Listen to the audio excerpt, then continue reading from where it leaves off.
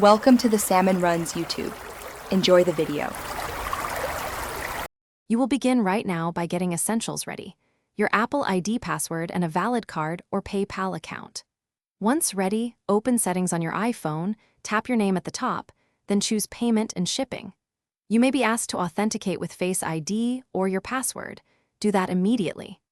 This step ensures you are editing the account tied to Apple Music, so make sure the device shows the correct Apple ID before you add or edit payment information. Now you edit or add a method, and pay attention to billing details because mismatches cause declines. Tap Add Payment Method to input card number, expiration, CVV, and the billing address exactly as your bank has it. If you prefer, select PayPal or carrier billing where available. Follow the on-screen verification flow. Once entered, Apple attempts a small authorization. This verifies the account. Make sure your region settings match your payment type, because country mismatches will block certain options. Finish by confirming the new payment method and authenticating when prompted. You should see a success message.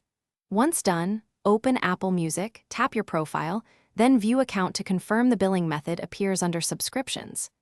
If a charge doesn't go through, make sure the billing address matches your bank record, the card isn't expired, and there are no bank holds.